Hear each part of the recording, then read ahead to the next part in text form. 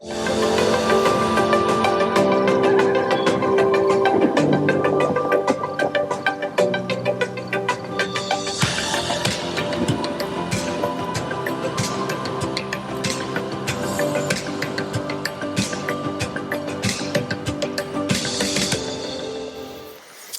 my goodness. Hey guys, how we doing? Thanks for showing up on a holiday weekend. I love this church. It's like when we're traveling, I love that so many people are tuning in. Hey everybody, hope you're having a great time. But I also love that, in the midst of a really, it used to be a 4-day weekend, but school got out early, so it's just a 3-day weekend. Y'all are here to worship Jesus and to connect with each other and to find out how your life makes a difference. I really, I'm just so grateful for you. We're gonna jump in today, but to do that, I want to tell you just a quick story. I recently took an adventure with a few guys. We got away from Kansas City. We went hiking in the mountains of Utah. Don't worry for the guys that were on the trip here. I'm not telling any stories. One of the incredible hikes that we took was this thing called Angel's Landing. It's an epic hike. It's legendary. Over the past few weeks that I've been back from this trip, many of you have come up to me and said, I too have hiked on Angel's Landing and have experienced how just absolutely bonkers that thing is. If you don't know what Angel's Landing is, it's a gnarly trail because you summit up, the side of a mountain, and then you get to this path that is literally just a spine of a mountain that connects two mountaintops together, and you walk along this edge that connects you to another peak. Here's the edge, just in case you wanted to know what it looks like. So you walk this right here, and you get all the way up there, and it's like this pretty much the whole way up there. It's so dangerous, and it's so hard to get to that early settlers called it Angel's Landing because they said only an angel could land at the top of that mountain. And then the New Deal took place, and Americans put our ingenuity together and said, we're going to figure it out. So this was the moon before the moon was the moon. This is 1940s. We put this together. I like this trail because the last leg of it, it's kind of grueling, and then the last leg of it, you get to this, and it's just kind of straight up, and it's 1,000-foot drop this way, 800 feet that way. If Angel's Landing was a novel, it would be called Climb and Punishment, is what it'd be called. It's dangerous. There's a mortality rate, so it's not recommended that anyone who climbs this, who's at all got a tinge of fear of heights, would do this, or if you're not properly equipped. And so despite all these factors, despite the pleading of all of our wives to not do this trip, we took on Angel's Landing. And I think this trail might have been the most fun that I've had in my life in the past 5-6 years. As we progressed the trail, I had this overwhelming sense of true accomplishment. I was happy to know that as I kept walking, the trail was not as unsettling to me as the pictures made it seem like it would be, or as other people who had climbed it told me it would feel. I heard the voice of my wife in the background that kept saying, you hold on to that chain for dear life, or else I will kill you. And I did. And as we kept moving, I just had this sense of conquering something that had been overwhelming. We got to the top, all of us safely, and we were greeted with some of the most spectacular views in national parks here. This is just a stock photo of Angel's Landing. The real ones that we took are much better than this, but I didn't want to out the pictures that I took, as my skilled photography would disappoint you. It just is an incredible experience. We spent maybe 30 or 40 minutes. No, put it back up. I mean, you can't, gosh, come on. We spent 30 or 40 minutes at the top of this landing. Kind of just all looking out. And you'd circle, and you would look and see the things that are happening. There were birds flying below you, and there's waterfalls, and there's people, you can see them all out, and there's rock climbers on the other side of the canyon. And it was just breathtaking. And after 30 or 40 minutes, some of the people in our crew were like, well, time to go. And I was like, man, I don't want to leave. Do you know how hard I had to psych myself up to get up here? Do you know all the nightmares that I had falling to my death in my dreams on these rocks? I want to feel the angels land on my shoulders is what I want to feel for the pleasure of God on this hike.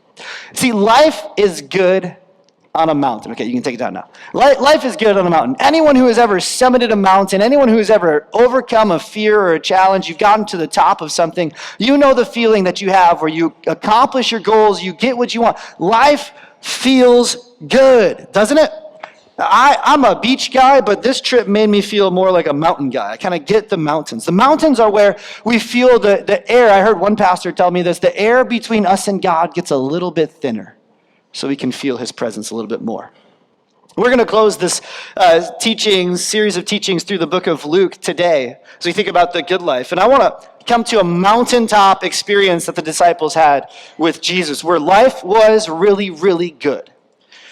And this high point experience came on the heels of a really low point declaration for them. Jesus has just told his disciples that he's on a mission that's going to require that he pay the ultimate sacrifice, that he would give up his own life. But he told them, but I will also rise again. And then he invited his disciples to join him.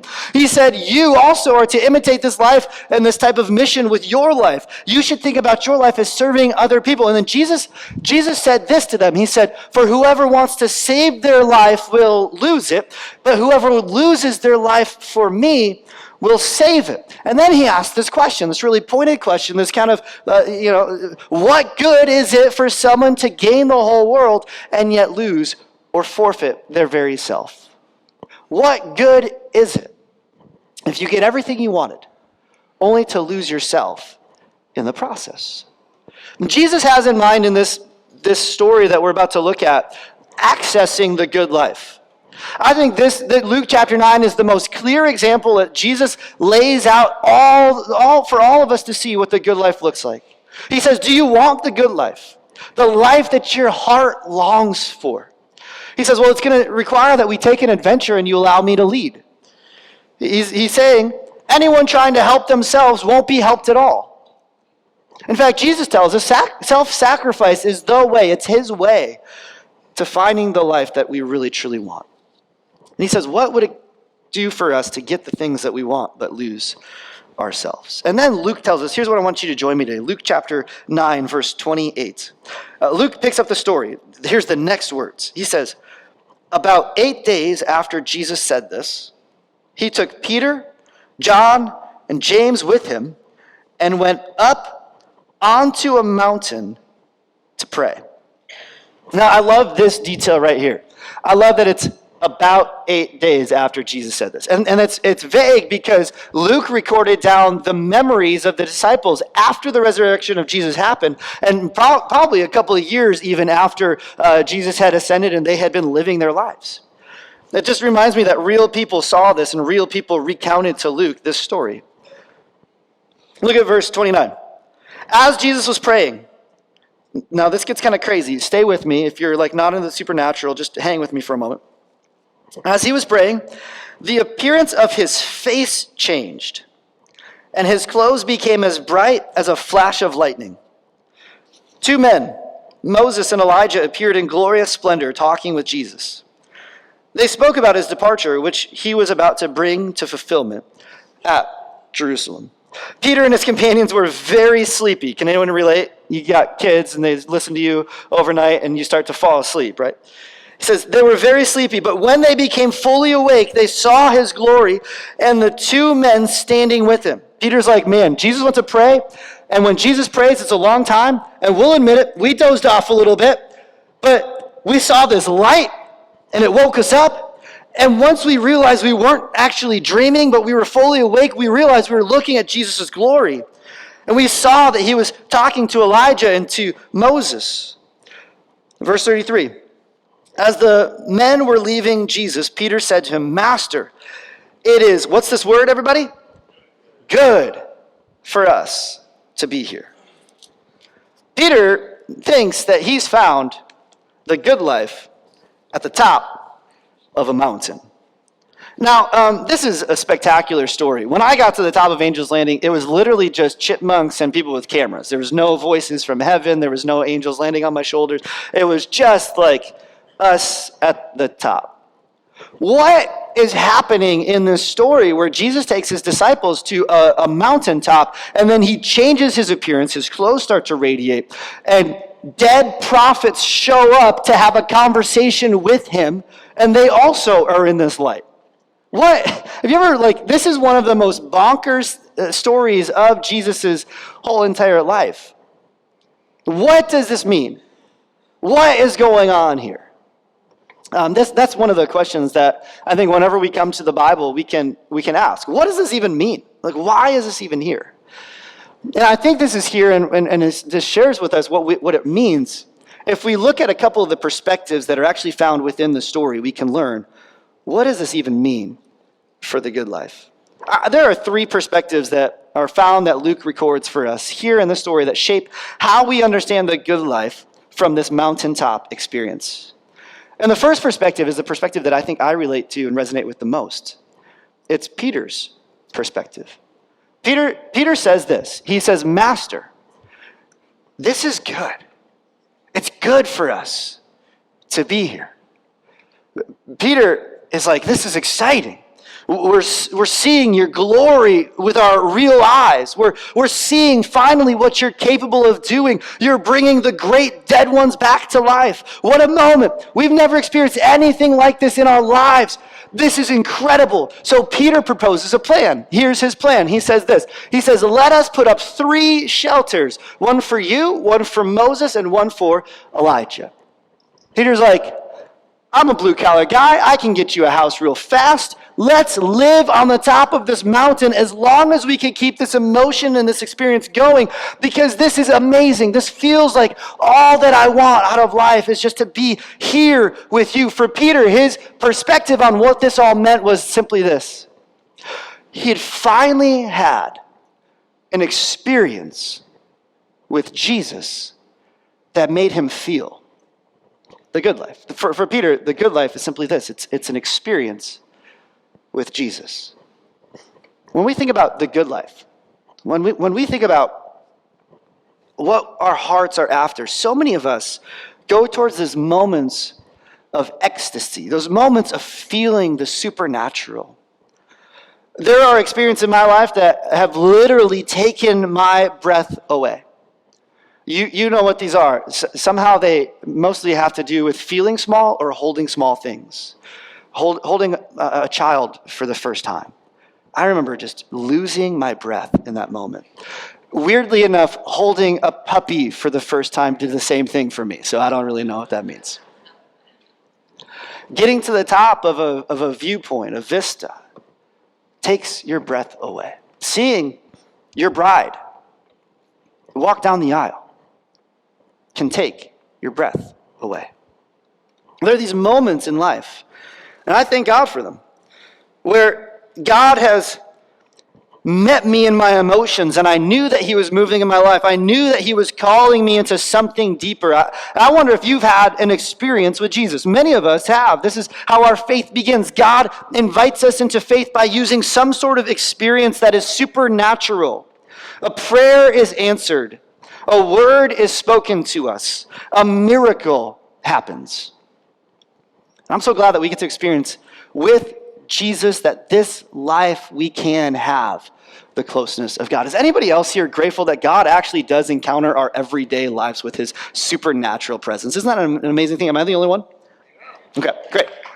Because I'm not down on that. The good life, many of us think, is an experience with Jesus, and God does give us experiences. Peter imagines that his job was to keep the experience going, to kind of keep throwing a log on the fire of this experience with God to make sure that it doesn't go out. That if just he can get this thing to last a little bit longer, he'll experience the fullness of his life. It's like me at the top of Angel's Landing. Dan, you can't stay up here forever. The tent that you set up is way down there below. Know the views are pretty, but I know you feel like you can conquer anything right now, but I know you feel close to God even, but you can't stay here. And how many of us know that you can't stay at the mountaintop of the experience with God forever? The problem with chasing experiences with Jesus is that they're often momentary. I think that's what's missing in our pursuit of spiritual emotionalism. is when we see the transcendent glory of Jesus. Yes, it's an experience in our lives that's unlike any other, but this isn't what Jesus imagined the good life being, or the end result of our faith being some sort of living situation with a Jesus and me catharsis at the middle of it. And we know that this isn't what Jesus is going for because of the next words that are found in the story. This is what Luke in verse 33 records. He says, Peter, he didn't know what he was saying. Now, these parentheses introduce us to a second interpretation, or a second perspective of what this moment meant in real time, or another idea about what was happening in this story. It's Luke's perspective, the author's perspective. If Peter is the guy who didn't see this coming and woke up and saw the glory of Jesus, Luke is the guy who should have seen this coming. Luke seems to want us to know that this moment on the mountain with the 3 disciples and the 2 prophets and a glowing Jesus, it's all about one very simple thing. For Luke, it's about Exodus. Right, that's a left turn for all of us. Not one of you were like, we're going to Luke, that's great. We're going to now talk about Exodus. But please, it's Memorial Day weekend. Don't let me lose you here on a little bit of historical biblical stuff, all right? You with me? Yeah. Everybody with me? This is a great time to just make sure your spouse is not sleeping. Make sure they're paying attention. Just nudge them just to say, hey, Dan's going to get nerdy for a second. We're going to be better off for it, all right? Just whatever you need to do in the seats to stay with me. Exodus. Genesis, Exodus, right? It's the second book of the Bible. It's about how God's people were enslaved in a land far from Eden by a ruler far from God, and how God delivered his people. God raised up Moses to bring the Israelites out of bondage. God used Moses to tell Pharaoh, you remember that whole thing, let my people, sorry, I just need the crowd participation to make sure your eyes don't gloss over on this history lesson, right? God used Moses to tell them not let my people go. He doesn't, and so there's plagues. And one of the plagues, you remember this? One of the plagues, it's a really weird thing. There's this angel of death that's going to come and kill the firstborn in each house as it passes over, unless the people in that house have done what God said, which is to take a lamb without blemish, to kill it, to take its blood, and to sprinkle it over the doorposts of the house. The people did this. Those who trusted in God's word did this, and the angel of death spared the firstborn son in those homes. But the homes in which there was no blood, there was death. This is Exodus. It is wild. It is strange. It is profound. Moses was the deliverer. Moses was the bringer of the people out of Egypt into the promised land, which is literally out of their worst days and into the good life that God promised. Moses used to go up and down the mountain. You know, this is how the Israelites got the 10 Commandments. Moses went up to the mountain, and there was that time where he saw God and his face shone. As he came back down the mountain, he was still glowing with the glory of God. And then there's Elijah. Elijah was the prophet of God who delivered the Israelites from the guiles of the foreign gods. He waged war on them, and he did mighty deeds. And he also went up the mountain to meet with God, and he saw God's glory revealed to him too. Moses and Elijah are present with Jesus because they are 2 of the most important servants of God in Israel's history. There are, in our day, photographs of different world leaders in the same place holding what we call summits. What is that? That is a summit, is the top of the mountain. It's when all of these leaders come together, and it's like this type of who's who getting together to have important conversations. What we find in Luke chapter 9 is the summit of all summits. You know what I'm saying? The 3 most important people to have ever lived, Moses, Elijah, and Jesus, are all together discussing matters of eternal consequence. The topic of this conversation at the summit is also Exodus. All these details Luke included as he wrote this vignette. He's conjuring up for us in his writing of what this was like. He's reminding us of an Exodus motif. Goes up the mountain.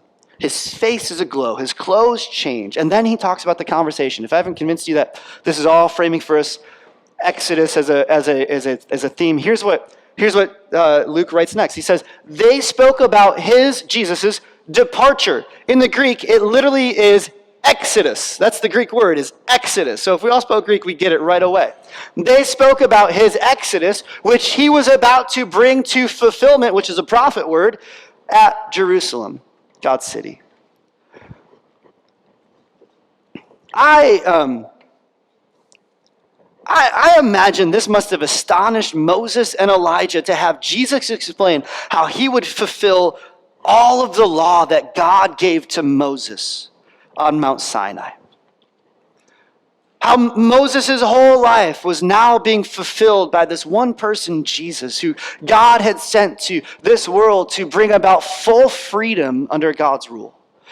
Full freedom in God's holy place. Full, free, good life where God dwells with his people. I imagine Moses just being flabbergasted at the goodness of God, that his whole life led up as a precursor to what Jesus was going to do. And I imagine Elijah similarly being mind blown, saying all the things that we prophesied. You're the one who will bring them all to its conclusion. We started the series on Easter, and I shared with you the story that Luke records at the end of this book about the two disciples who are leaving Jerusalem, going on the road to Emmaus. And Jesus shows up, and he introduces himself to them. And he says to them, was it not told to you that the Son of Man must die and then rise again on the third day? And then Luke tells us this detail. Then beginning with Moses and the prophets, he began to tell them how all the scriptures were pointing to himself. Jesus kind of has like one conversation that he's really good at. It's telling the people who have lived before and who are coming now how everything in the entire history of the world is all about him. It's the type of thing that makes us as a church pretty confident that when we hang those two words behind this stage, Jesus first. Is this still there? Okay, thank God it's still there. When we hang those words, we can have some sort of assurance to know that this is true. Because the greatest people in the world heard from Jesus how their very lives were instrumental in Jesus living his great life. So what's the point, according to Luke? Why is he bringing up this Exodus motif? What's his perspective all about? And for Luke, he writes so that the reader is going to see that Jesus has the power to deliver us from whatever it is that keeps us from God. Listen. Jesus, this is what Luke wants us to know. Jesus, his death and resurrection are like to us an exodus in a new way. If I can say it more plainly, for Luke, the good life is freedom from sin and death. Luke writes that we know that only Jesus has the power to free us from the things in our life that would entrap us and enslave us and keep us tied down. He is a liberator who sets the captives free from the ultimate enemy, who is the devil. Jesus is leading us on this ultimate exodus, deliverance from sin and death into God's forever promised land, into paradise. And just like it's true that Jesus will give us an experience that touches our lives and helps us believe in him, Jesus can and will loose the chains that bind your soul if you trust in him. Addictions, dysfunctions, disorder, injustice, all of them bow at the feet of King Jesus. Luke has been telling anyone who has ears to hear this same story ever since the beginning of Jesus' story. In Luke chapter 4, Jesus himself goes to the synagogue. He reads the Torah, and here's what he writes, or here's what he reads. Jesus says this, and he says, this is my mission. The Spirit of the Lord is upon me because he has anointed me to proclaim good news to the poor. He has sent me to proclaim freedom for the prisoners, recovery of sight for the blind, to set the oppressed free, to proclaim this is the year of the Lord's favor. Good news, freedom, set free, favor. This is what Jesus has come to do, to set free those who are held in captive by sin, unforgiveness, to restore those who have been dealt injustices, and to bless those who are indebted. It's also in Luke chapter 4, just a couple verses earlier than this, I think it's 4 verses earlier, that Jesus himself wins a battle with the devil in the wilderness.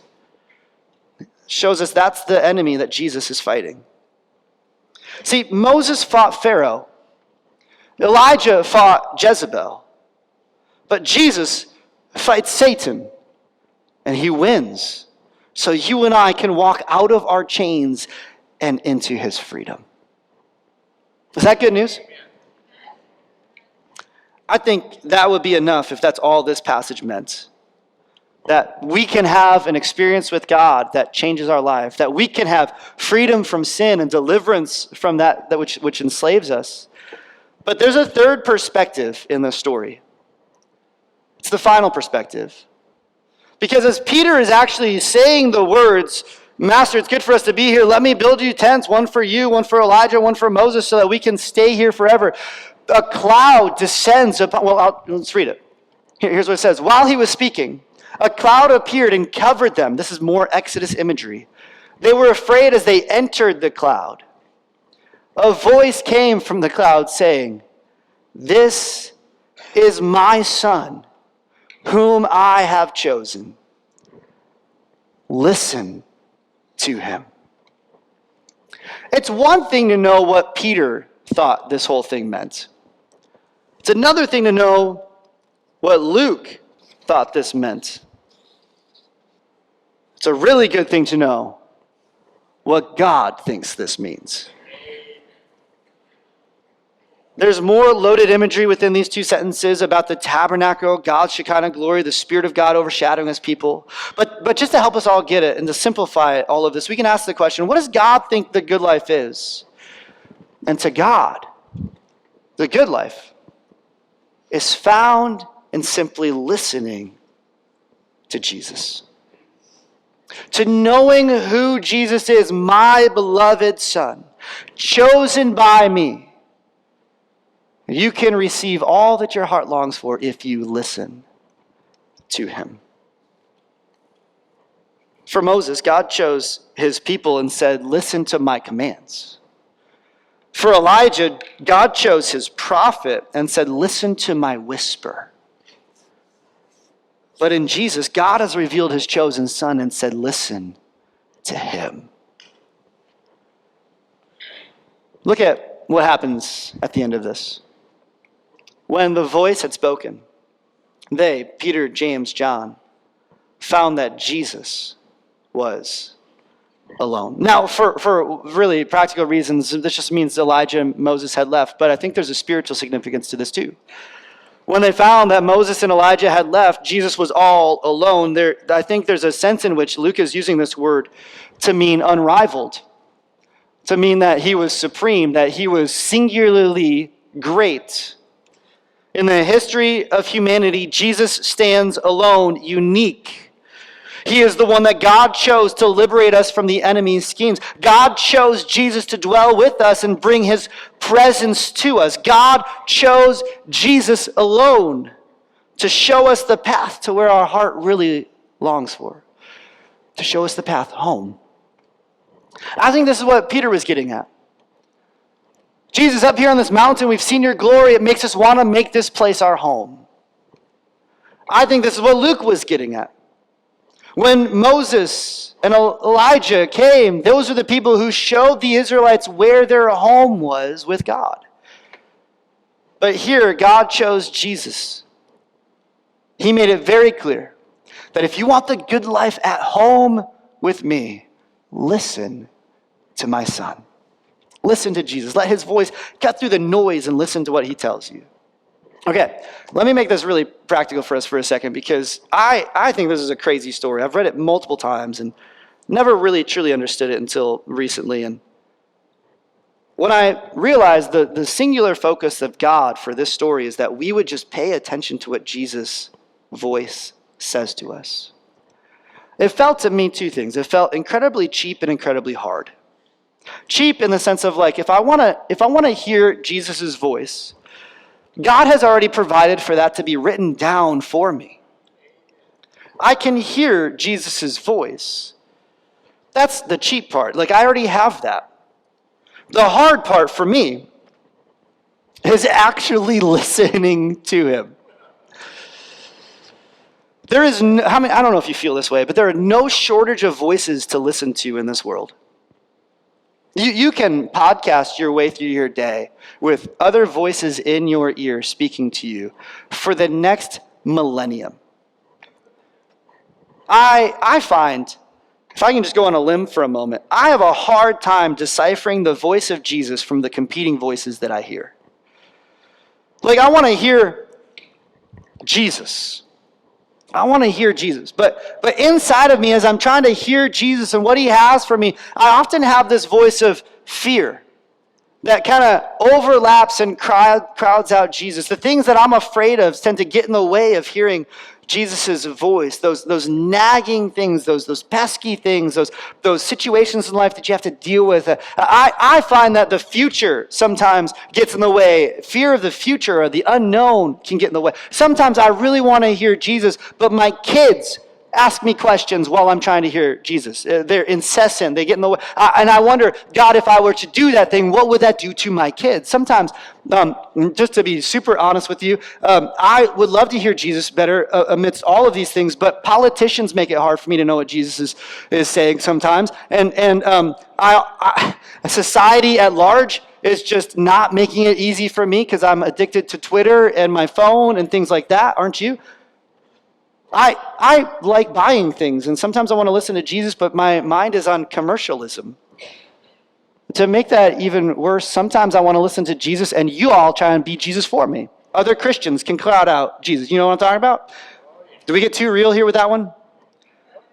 The nomadic Christians who don't really have a sense of rootedness about themselves, knowing exactly how Jesus is speaking to all of us, want to tell me how Jesus is speaking to me.